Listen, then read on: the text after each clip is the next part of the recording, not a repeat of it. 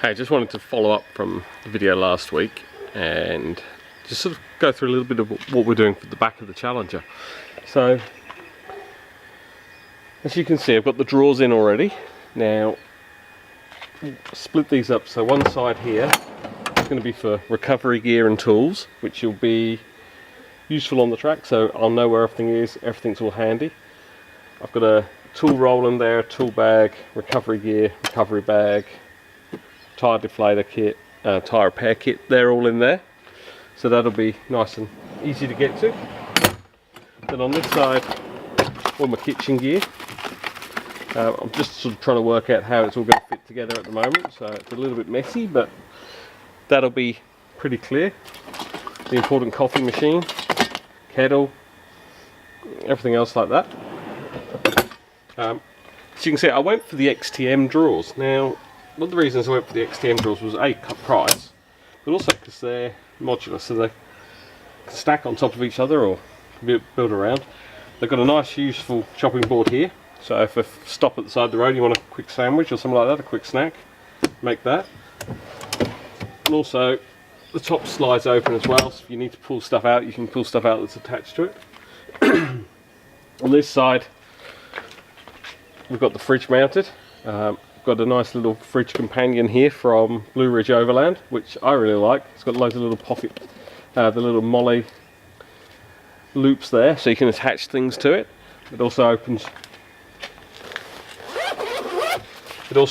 right up and keep all your cooking utensils and cooking gear in here. And the great thing is it clips on the back of your fridge, so when you pull your fridge out, it comes out with it. Obviously, once I've pulled the fridge out, you can access the fridge.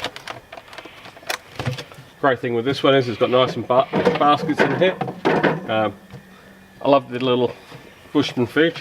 It's really versatile. It's different sizes for different types of trips, so it goes right from a 40 litre right upwards. I think it goes up to 52 altogether. So really versatile, really efficient as well. And that's sort of roughly how the back end of the truck's going to look.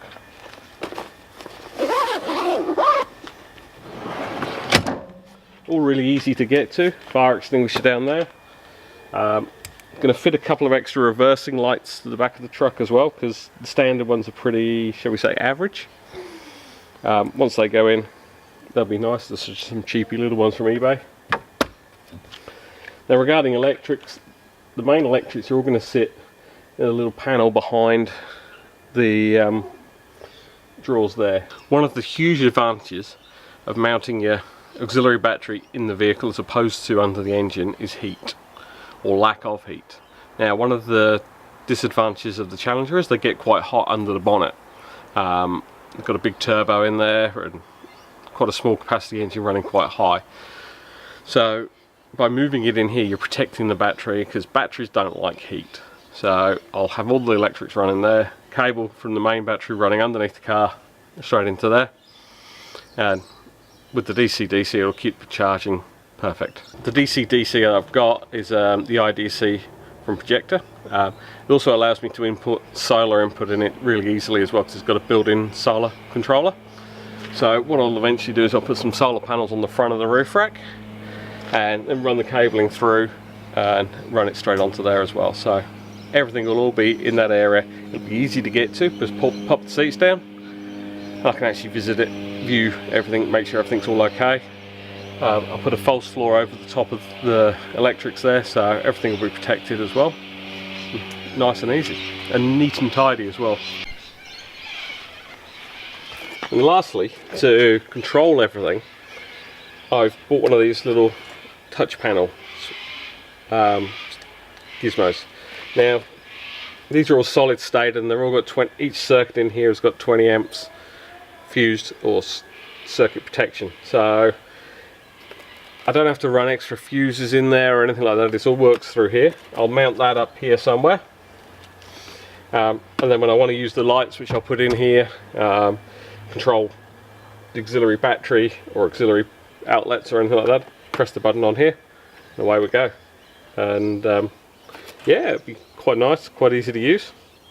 Just 2 wires into it, and then all your accessory wires come out, and it's neat, it's tidy, it looks really impressive in there. Yeah, looking forward to giving that a go. It also has a voltmeter on there as well, so I know how much volts left in the charge. And yeah, so that's the rear of the Challenger. So a little bit still to do. Got lights obviously to go in here, a few extra bits and pieces to go in, a few outlets to go on here.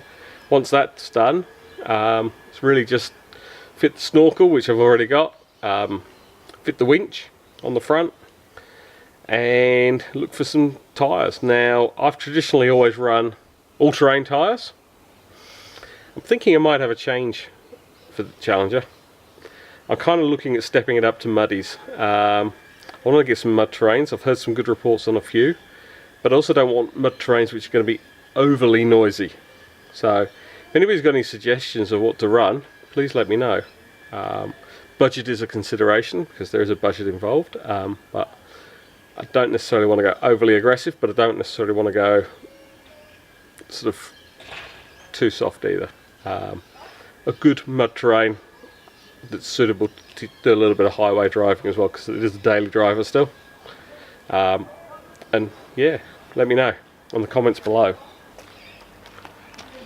One last thing before we go, I've just snuck over to my neighbour's house. How sexy is the rear of that FJ Cruiser looking?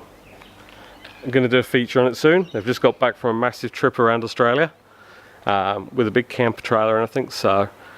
We're going to do a feature on this FJ and their camper and hear all about their story soon. So stay tuned.